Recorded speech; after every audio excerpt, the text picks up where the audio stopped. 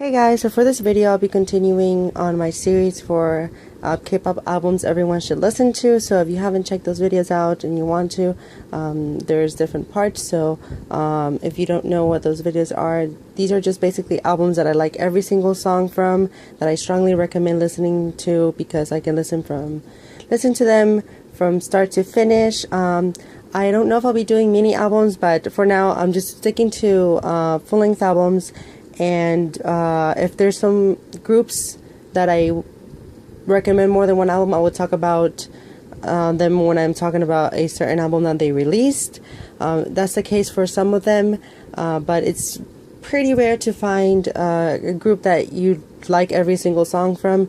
But these are just recommendations from that I really enjoyed listening for all the years that I've been into K-pop. So there's both really new and really old albums, so it's a good variety. I think I like more talking about the older albums because there's more K-pop fans now, and I don't think a lot of them appreciate or know about these older albums. So it's just nice to share some of the things that they may not know about. So let's get started. So for the first album that we'll be talking about is going to be 21's first full-length album, To Anyone.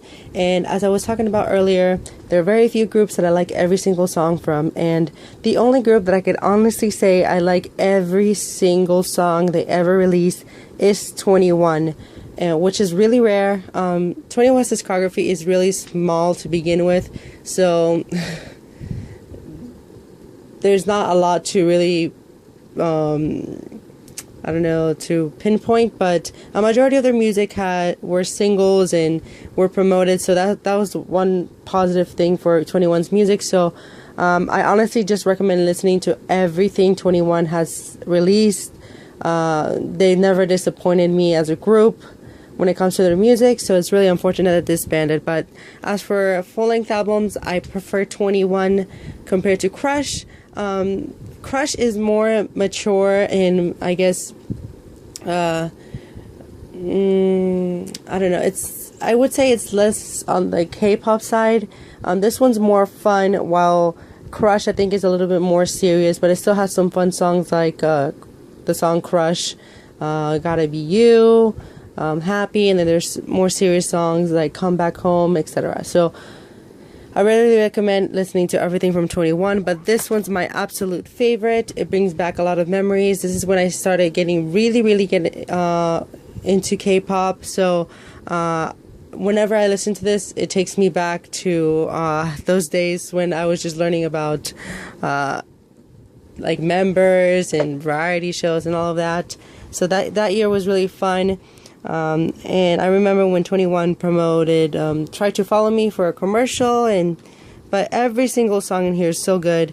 It has that really YG feel. So if you like songs from Blackpink, especially their new one, 마지막처럼, or As If It's Your Last, you're going to enjoy the vibe of this album because it's really similar to that. Teddy produced majority of 21's music, and he's the main producer for Blackpink. So if you're Blink, I recommend listening to this because you're gonna find some similarities on the sounds. But honestly, every single song here, Can Nobody, Go Away, Clap Your Hands were singles. Then you got Try to Follow Me, which was another single. And you get a solo track from Boom that she released a year prior to this release, which is You and I. The collaboration with CL and Minji, Please Don't Go, which unfortunately doesn't have a music video, and Dada's solo song Kiss, which was used for a commercial for Cass Beer. And you get some extra tracks, which so technically this album is 10 songs. Plus, the bonus tracks are a remix of I Don't Care, which is one of the best-selling K-pop songs of all time. That was in their first mini album, but this one's the reggae version, and an English version for Can Nobody, because back then 21 was almost going to really promote seriously in the US, but I don't know what went down with the management with will.i.am and YG. They did record an album. They had a variety show. I didn't watch 21 TV season 2, but I watched some clips of the production, or like when they were producing the album. I watched some clips. So it was confirmed that they recorded an album, but I don't know where that album is. But yeah, that's one kind of a waste. But that was one way that 21 was kind of trying to broaden their audience by releasing an English version of one of their singles. And the packaging is really interesting. I have EXO's CD here for some odd reason, but really enjoyed this album. I listened to it so much when it was released back then, so every single song here deserved the music video. So this one's kind of like a throwback. Then we move on to more of a recent album that was released last year. So this is Taemin's Press It, his first full-length album. Taemin is supposed to be releasing another album in August. I don't know if it's going to be a mini or a full-length album, but when it comes to shiny solos, so far we only have Jonghyun and Taemin, but Taemin is more of my style, not to really drag down Jonghyun, but Jonghyun is more of a really R&B and more soulful when it comes to his sound. I like it, but I'm more driven to listen to Taemin's music, and he has just improved so much over the years. Like, honestly, I can't even.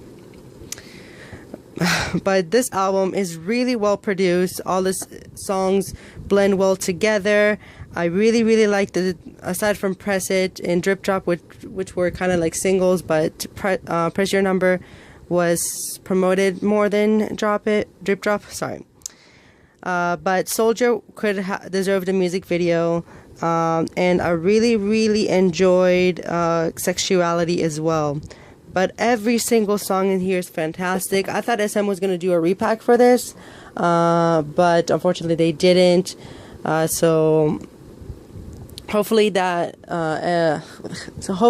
gets a full-length album, because I really enjoyed his mini album Ace. That's another album that I really recommend listening to. And yeah, SM really does a really good job at picking songs that fit his voice very well. And that he can dance to them as well. It's just, honestly, Taemin, I really love this whole album. It was my favorite solo from last year, like for albums. And then kind of on that same vibe with solos, here we have Hyorin's Love Hate. This is her only full-length album. She did release another album last year called Paradise, and honestly, I don't recommend listening to it. It was really disappointing, so if you are just familiar with that song, please go back to listen to Hyorin's OSTs as well. But this album, oh my gosh, Starship outdid themselves with this release, because I like that they picked two really distinct title tracks for this. Of course, One Way Love was the main focus on this release, but Lonely was amazing as well. But you get those two sides of Hyorin, because Hyorin is really good with ballads and R&B songs, but she's amazing with, pop, theatrical type of songs, because she's a performer at heart. I just really enjoyed this whole release. This album is actually a bit more difficult to get, so if you find it for a good price, it is out of print last time I checked. And since Hyorin has not renewed her contract yet, or I don't know what's going on with her in Starship as of right now, they really haven't made any sort of announcement of what's going on. I think she might leave, but again, she has another good reason to stay, because usually Starship does give her good songs, especially for OSTs for dramas or things like that, or collaborations. She does get a lot of those. And honestly, Hyorin is one of those rare idols that are truly gems. Like, they're an overall amazing, because she can rap too.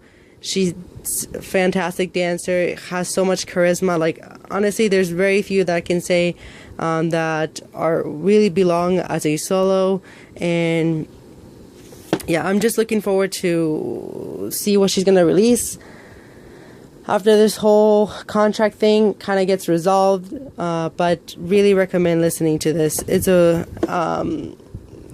It's more of an R&B sound, so if you like that vibe, the title tracks really do a good representation of the vibe of the whole album.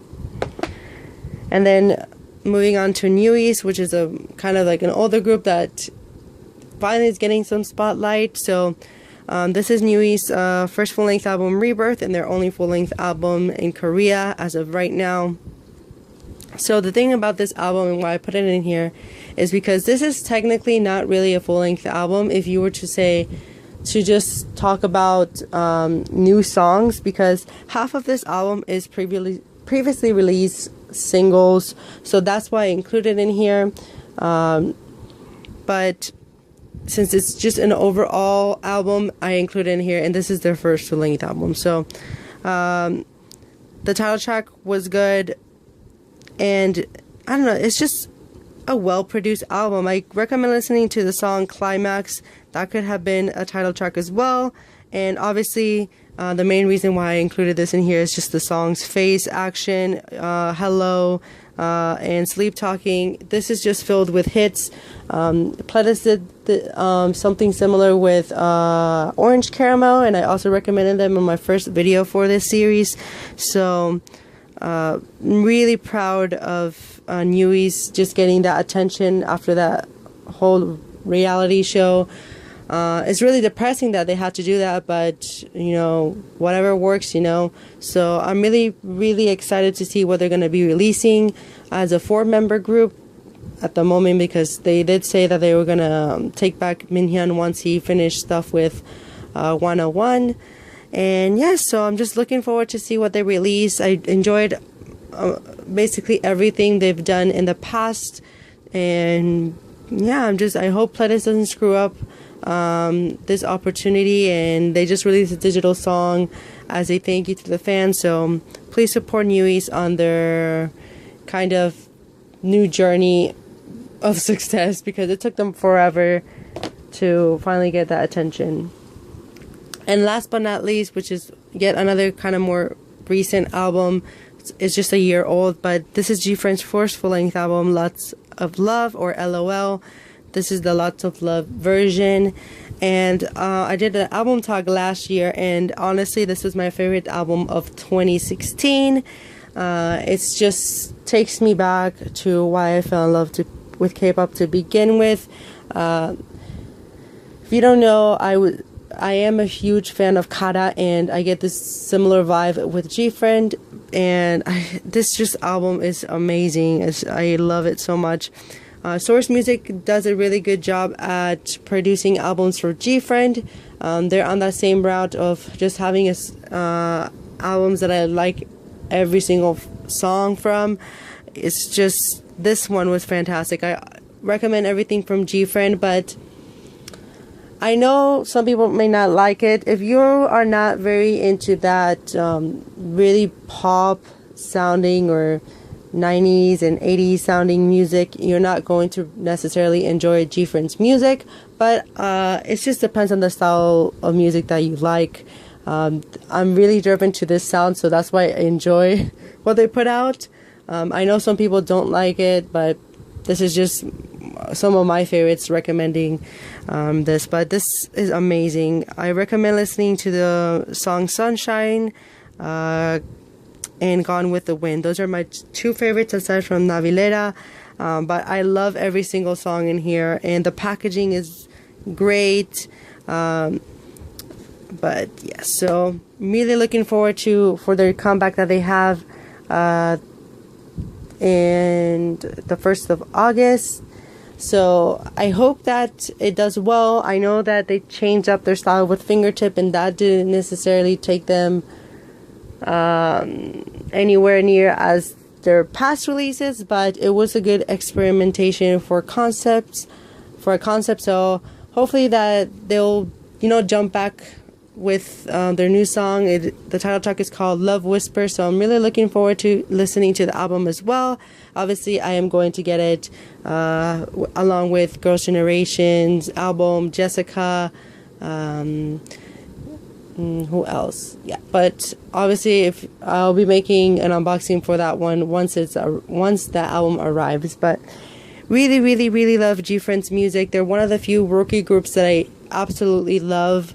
I kind of just, even on Google Plus, I talked about kind of just the groups that I really been impressed with the new with the new generation for girl groups. It's just GFriend, Blackpink, and Red Velvet. Those three are like my holy trinity when it comes to girl groups. I love everything that GFriend has been doing, and I'm really looking forward to a Blackpink physical release. So hopefully we'll get that by the end of the year or early next year. So if you have any other questions, or if you're also if you are like interested in my collection for any of these groups, I've uploaded collection videos for all of these. So this one's titled GFriend, this one's titled Newies, this one is titled with the Sister albums, this one's with Shiny, and obviously 21 is with 21. So if you're curious about my collection for these groups, I made videos where I show all the albums or DVDs, etc. And they're under a playlist on my channel, so you can just click on my channel and then click playlist, and you'll find it's titled My K-Pop Album Collection. And yeah, you can see what I have if you want to know. But I still have a few albums to recommend, and yeah, I don't know if I'll be doing mini albums. I'm still debating that, because I usually, when I listen to albums, the ones I like the most are full-length albums, because you know, obviously they're longer. But I don't know, I'm still debating on that. But yeah, look forward to a few unboxings. I've ordered a couple of things, so there will be a haul with a couple of albums. And yeah, I'm just looking forward to a lot of the releases in August, because some of my favorites are coming back. And yeah, so I hope you guys check these albums out if you haven't. And yeah, so I'm just kind of recommending older and newer albums that maybe some people don't know about. So anyways, thank you guys for watching, and I hope you enjoyed this video. Bye.